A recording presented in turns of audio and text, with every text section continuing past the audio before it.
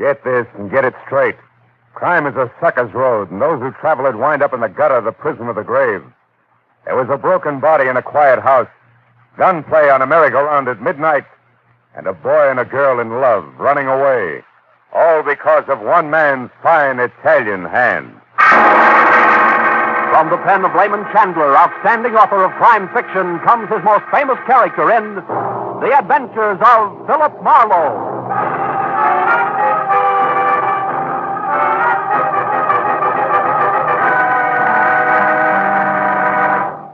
Now, with Gerlad Mohr, starring as Philip Marlowe, we bring you tonight's exciting story, The Fine Italian Hand.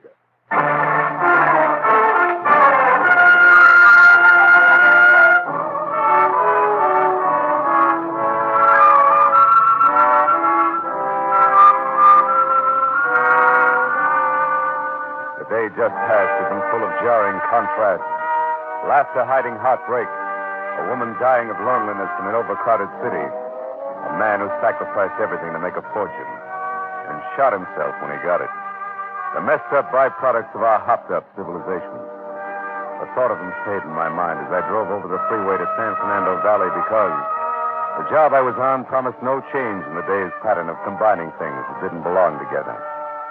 When I parked at the corner of Magnolia and Van Nuys Boulevard, I was still trying to reconcile my new client, the owner and operator of a little amusement park for children, with the panicky voice on the phone that had begged me to come at once. It wasn't hard to spot. A heavy-set old man moving among the stampeding merry-go-round stallions and picking crumpled tickets like plums from the fists of laughing kids grabbing for brass rings. We never changed, do we? When he saw me, he hopped off. Nick, take over, please. Take over, Nick. You, Mr. Marlowe, maybe? That's right, Mr. D'Angelo. Oh, Mr. Marlowe, come this way to my little office. All right. We got to talk right away. No time to waste. Oh, that's a nice little boy. I'm very proud of you. Now, you take your free ride with Nick. I got to talk to some business. Goodbye. Come in, Mr. Marlowe. Please, sit down. Thanks. Mr. Marlowe, I'm a very worried man. Yeah, I know about your son, you said on the phone. What sort of trouble is he in, Mr. D'Angelo? He's a good boy, my Bernardo. He's been to college. He's a veteran from the war with 2 bronze stars and a purple heart. Look, there's his picture in his uniform. Ah. He's a good boy. Sure. Now he's in a jam, is that it? Yeah. He's in a jam with a gambler. Man named Safran. You know this man? Yeah, slightly. Frank Saffron's a bad boy. Does your son owe him money or what? No. My boy not throw his money away like that. No. It's about a girl. Oh. Which way does it go? She's Saffron's girl and Bernardo's making a play for her? That's right. This girl belongs to the gambler, and my boy is taking her out. Oh, fine. He won't tell me nothing. I find out just the same. Maybe he's just playing the big shot. And maybe he really loses his heart. I don't know. Mm-hmm. It's gone too far. Now there's a trouble. My boy's going to be killed or he's going to kill somebody. And I don't know what to do. Well, what makes you think it's gone that far, Mr. D'Angelo? Maybe Saffron will just get tough and scare Bernardo off, huh? Scare off? No, Mr. Marlowe. My boy don't scare off. He's pretty tough. He's a champion with the Golden Glove. Really? Yes. But tonight, that no help him. Bernardo come home tonight with his face all beat up. He won't tell his papa nothing.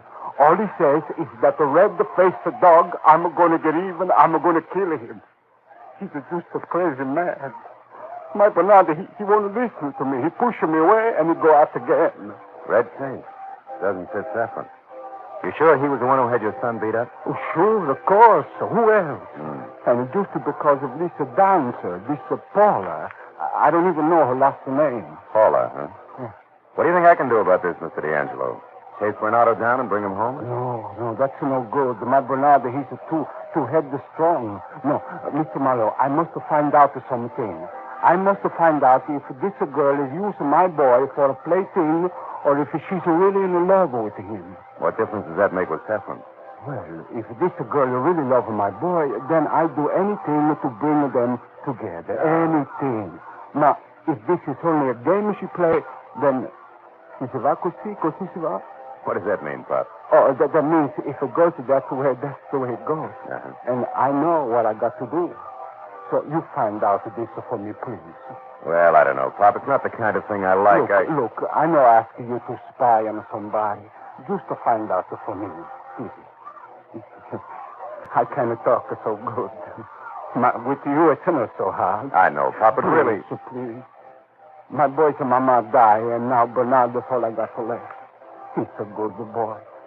He should not get into trouble just for a cheaper game of love. Don't you understand me?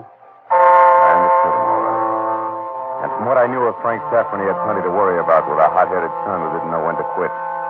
Or maybe it was Saffron who didn't know when to quit.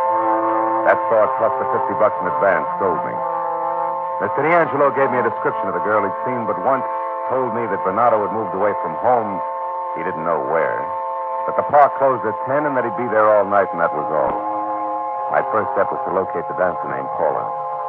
So outside, I fed nickel through a phone until I called everything from ballet to burlesque, but got no Paula, which left only Frank Saffron's Easy Money Mill.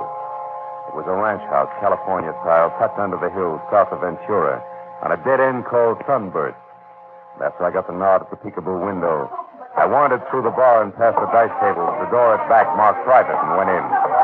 A tuxedoed rock pile with a boiled lobster complexion frowned up at me from the telephone as he talked. He waggled a thick, hairy finger. Two heads So I took the hint and waited quietly for him to do finish. the whole thing over again. I don't care if it takes you a week. This joint don't soak up no $5,000 shortages. You guys find it. Goodbye. Well, what's on your mind, Toots? I don't seem to remember you being announced. It isn't a formal call. I'm just looking for an old friend. We don't have any old friends to spare, Toots. That figures. Mine's Paula. She's a dancer. I understand that Mr. Saffron knows her quite well. You might tell me where I can get in touch with her, huh? Oh, so you're a friend of Paula Baker's, huh? Yeah, that's right. From way back. Well, that's all, Toots. You're through. Her name's not Baker. That came right out of thin air. Now, what do you really want? Take it easy, boy. She's just cagey with last names, that's all. She gave us Jones. Who's that? The Duncan department store, credit section. $300 worth. I got this far in her references, and I want to see Mr. Saffron. Well, he's not in. I'll take it up with him later. If it's worth his time, you'll hear from us. Take it easy on yourself, Max. Just tell me where I can find her. Out that door there. You got the whole city to look in. And take your crummy business with you. Okay. Go on, No use blow. getting pushy. Hey, blushing boy, one thing more. What's your name? I want to get it straight. That's so it wasn't a total loss. I'd managed to keep the back door open long enough to snap off the night latch. And I'd met the red-faced man who no doubt supervised the beating Bernardo had taken earlier. I kicked plenty of noise out of the iron steps going down, and then I crossed the parking lot, leaned back against the wall, and waited. Halfway through, my first cigarette bunker came out, got in his car, and drove away. I watched him out of sight, then slipped back in quietly, located Saffron's 8x12 desk, and started through it. In the top drawer, I found first a letter with the gambler's home address on it. And under that, a picture. One of smiling lovelies posed in front of a dance studio on Wilshire. She wore Paula's description like a snug pair of slacks, and dance instruction was a field in the fine art of hoofing that I'd overlooked completely. I closed the drawer and started out when I heard someone coming. I jammed my cigarette into the ashtray and ducked back against the door frame as the cleaning woman bustled in.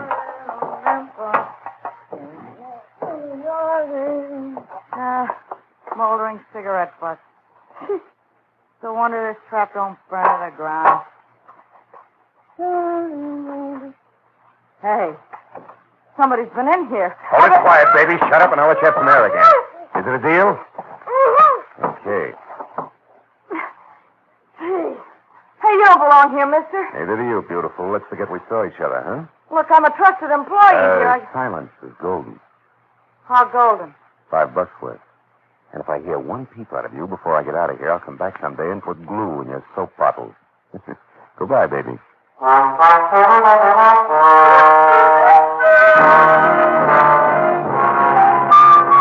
The dance studio was pleasantly glossy from its ultra-modernistic facade on Wilshire Boulevard to its far from old-fashioned receptionist inside, who signed me up, expressed sympathy over my rusty rumber, and assured me that since I'd heard so much about her, I could have Paula, that is, Miss Calvin, while on duty as my instructress, if I'd only be so kind as to step this way.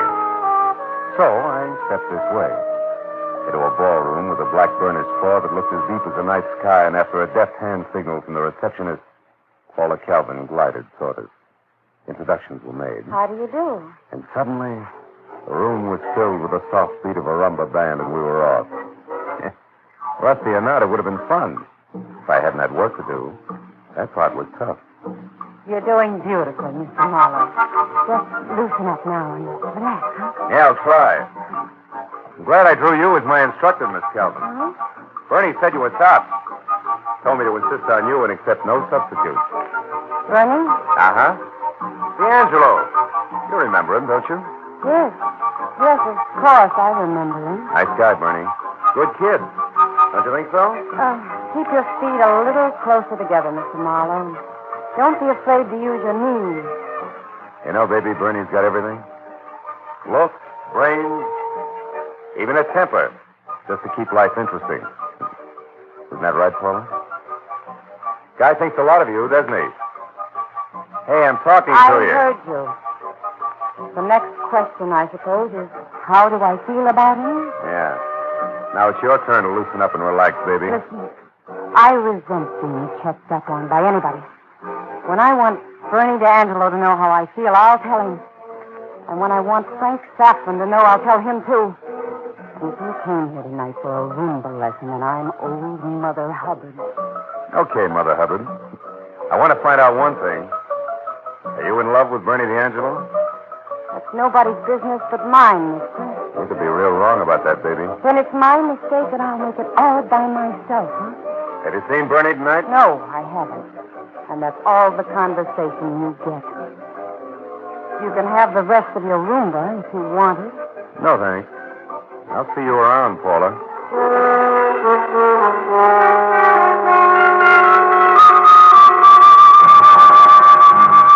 The next best bet for finding what my client wanted was a talk with Safran.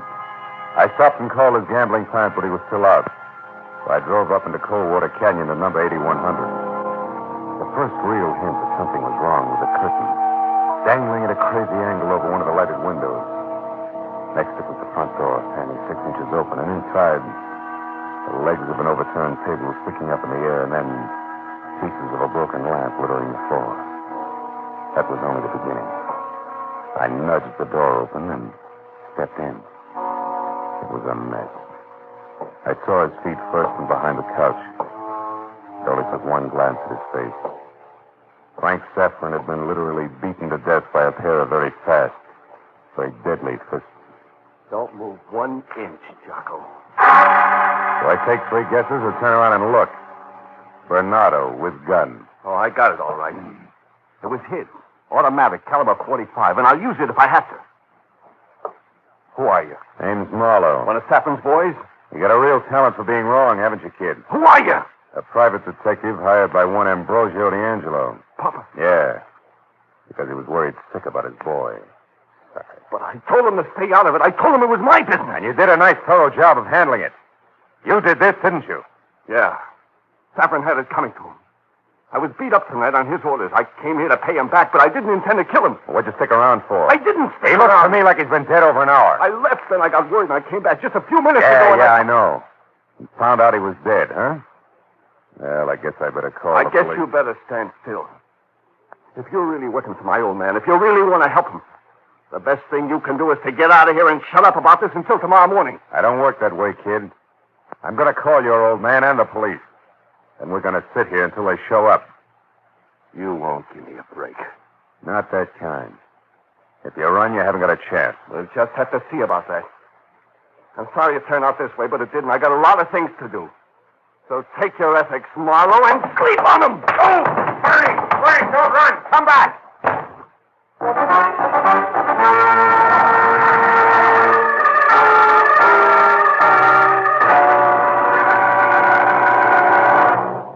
In just a moment, the second act of Philip Marlowe.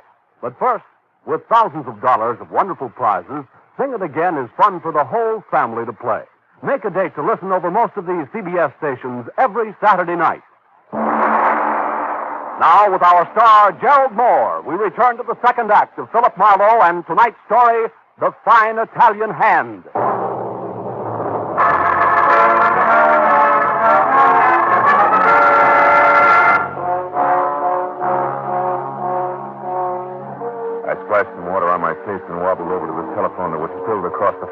Frank Saffron's broken body. It was too late to do anything more constructive than call my client and, before he heard it from the police, tell him what his boy, Bernardo, had been up to. The kind of job I'd have given at least an eye-tooth to get out of. So when I dialed his number and got no answer, I was glad. Even though it didn't quite figure that the elder D'Angelo shouldn't be in. Now there was absolutely nothing to do but call the police or... Get away from that phone. Or pay attention to a man who just stepped into the room. A man with a red face who also held a gun in hand. Oh, well, the department store, Dick. Look how he gets around. Or is it just that Frank's last name was Jones, too? You're overworking a bum joke. Also, I didn't do this. And who did? And how do you figure in around here and over at the club? Come on, smart guy, let's level. First, who are you? The name? Marlowe. And the trade? Private detective. Hired by who? Come on, let's not pull teeth. Who you working for, Marlowe? Quiet old guy named D'Angelo. Does nothing worse than run a merry-go-round for kids. Mean anything? Oh, quiet old guy. Yeah, that must be the punk's old man, huh? Which means that the kid, Bernie, must have done this, right? Yeah, he did it. But only after he got cut up this afternoon by the late Mr. Saffron here, or representative. That's not me, Rover boy. I never messed in Frank's private life any more than I could help. Which means what? But I take Bernie D'Angelo one night to a flat he has over on Lancashire near Moore Park. Flat on Lancashire. What number? I don't know. It's the first house off the corner of Moore Park on the south side. He just moved in. Well, what's the difference, what now? Don't move, Marlowe, or I'll knock you flatter in that handkerchief. What handkerchief? That one by the body. Oh, yeah. With the initials D.A. The apostrophe A isn't D'Angelo. That does it. Okay, Buster, put away the house. I'll leave quietly. For where? For a crack at that flat on Lancashire near Moore Park, south side. Why? So that if the kid's still around, I can stop him without calling the cops. And only rattle him into losing his grip altogether. Which would mean lots of firepower and a kid sooner or later dead in the gutter. What's wrong with that? A couple of things.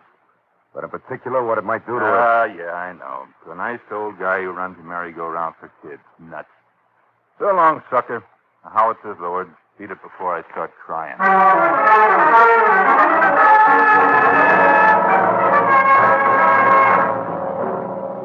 Bernie D'Angelo's flat on Lancashire turned out to be second-floor rear and all that went with it. From the stout landlady to the very public payphone to the faint line of naked, unfrosted light bulbs. Too weak to disturb the shadows in the corridor. Plus, of course, the unhappy marriage of a half a dozen distinct cooking odors sneaking out of the transoms of his many rooms, where cooking was strictly prohibited. Bernie had room 9 at the end of the L-shaped hall. And when I turned and started for his door, I was glad to see yellow light oozing out of the cracks. And to hear a tinny phonograph making not so grand opera. When I knocked, I did it with the barrel of my .38. Yeah? Who is it? Connick! You better turn that phonograph down. We can't hear ourselves think out here. Okay, I'll take care of it. Goodbye. Not so fast, Junior. Take care of it now. I don't have to come out here again. It'll make me feel nasty. Does that come across? Yeah, real clear. Marlowe. Yeah, Marlowe, get back all the way. Cut it out. Quit shoving. Hold. Quit shoving. What do you want with me? Conversation for a starter. Turn that thing off. Now, we're going to talk, Bernie. About what? Not my old man again. That's a waste of time. What's done is done, Marlowe. You know that. Yeah, and I also know you'll never get any place running. Unless we try real hard. Don't turn around, Marlowe. Oh, fine. Madame Lazanga. Take his gun, Bernie. Throw it over there. Yeah. If you please, Mr. Connor. How stupid did you think we were, Marlowe? Or had you forgotten all about Paula here? No, I hadn't forgotten. Just figured she might be on the other side. Then you figured wrong because there's never been any other side. Never been anybody but Bernie from the moment we met. Which is why you kept dating Frank Saffron? Which is exactly why I kept dating Frank Saffron. I didn't want him jealous and gunning for Bernie. I didn't want trouble. Now that you got it, you don't want to let it go. Is that it? What do you mean, Marlowe? Yeah, I mean if you turn yourself in now tonight, there's still a chance you'll get off easy. Yeah, and a better chance that he won't. All right. But even then, it'll only be manslaughter, prison for a few years.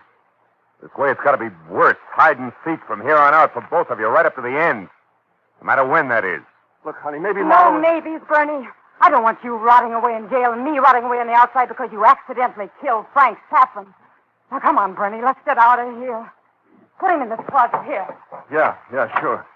Hey, look, Marlowe, if you do go back to Pop, tell him I wish it had been different, will you? Why? So he can eat his heart out a little more? No dice, kid. Shut the door. The sight of you is making me sick. Okay, fella. Shut it in. And shut it stays.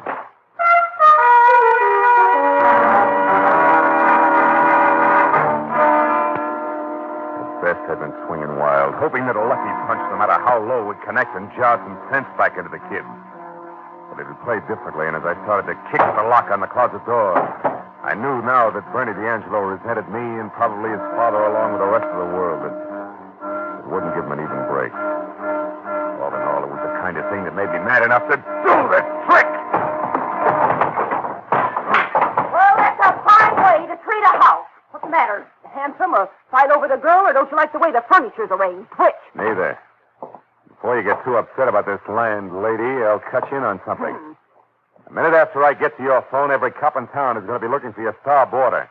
Because tonight, Bernie D'Angelo killed a man. Yeah, it's got nothing to do with the stuff you've wrecked. Come on, Handsome, let's settle up.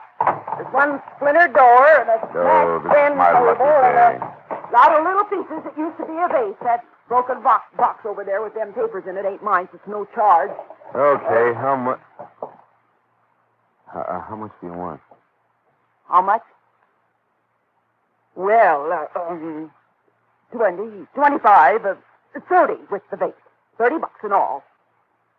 Well, Handsome, what is it? What you staring at? Oh, this slip of paper here. Fell out of the box. You stowed a lot of other papers.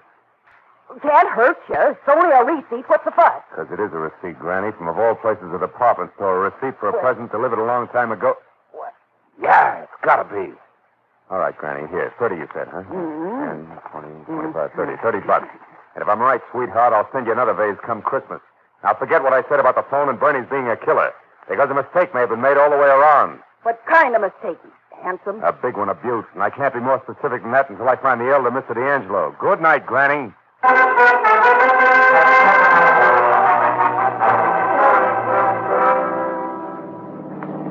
By midnight, the San Fernando Valley is always sound asleep.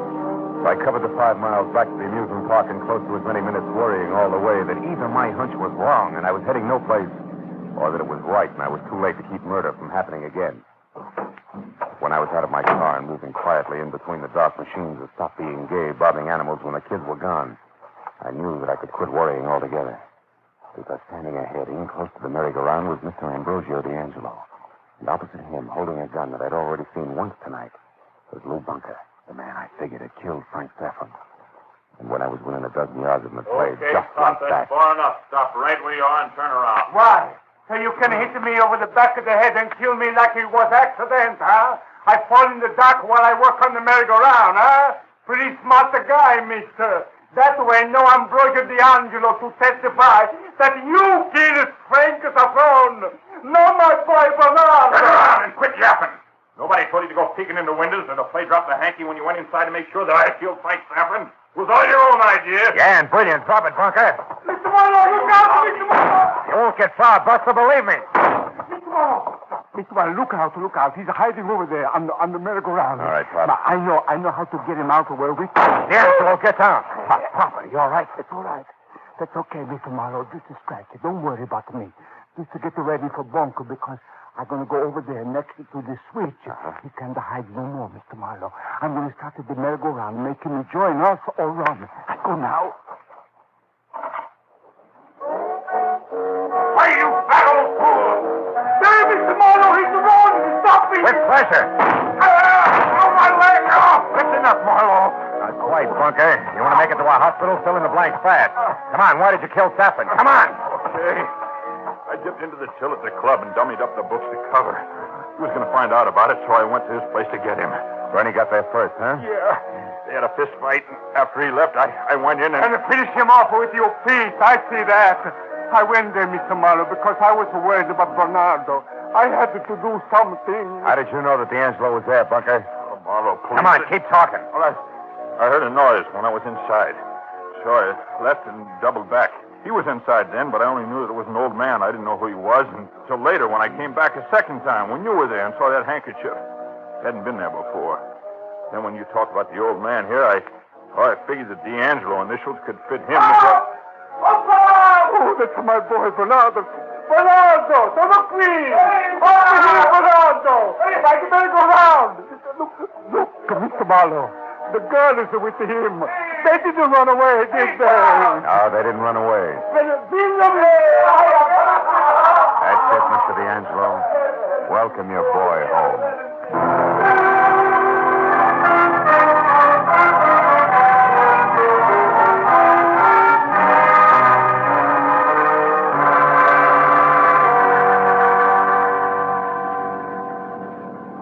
Mr. Marlowe, it's going to be tomorrow morning before all the policemen are finished talking with my boy and Paula. That's right. After that, everything okay. Mm-hmm. Okay, just because you talk smart to do both of them at Bernardo's flat. Just because of what you said. Well, that and what they were smart enough to do, D'Angelo.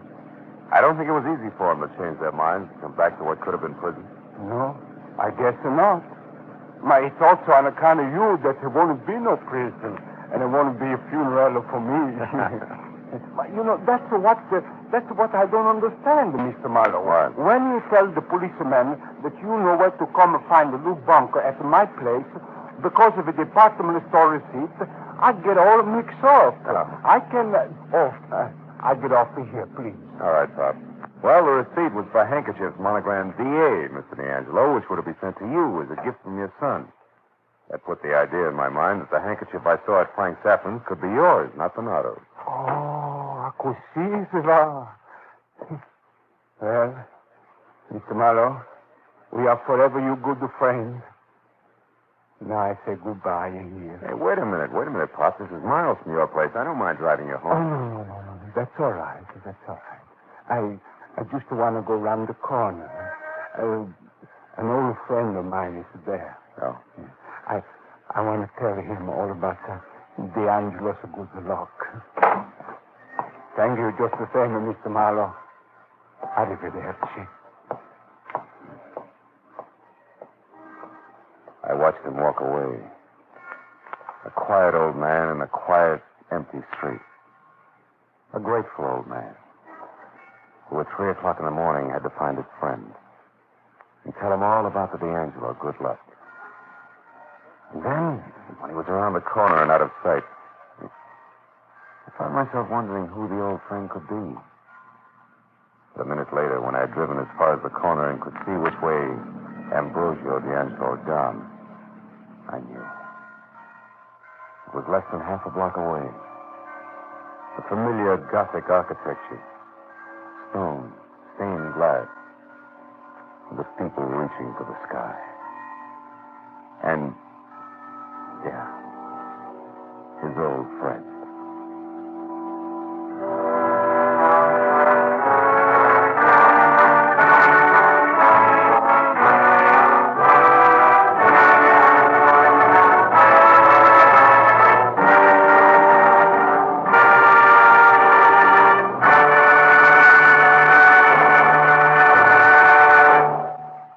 Adventures of Philip Marlowe, bringing you Raymond Chandler's most famous character, star Gerlad Mohr, and are produced and directed by Norman MacDonald. Script is by Robert Mitchell and Gene Levitt. Featured in the cast were Georgia Ellis, Jay Novello, Paul Dubov, Barney Phillips, Ann Morrison, and Vivi Janis. The special music is composed and conducted by Richard Oron. Be sure and be with us next week when Philip Marlowe says... This time I took a beating from the clever Chinese, ran into a twisted corpse in an alley, and watched death strike on the railroad tracks. All because of an open-toed banjo, which was jinxed from the start.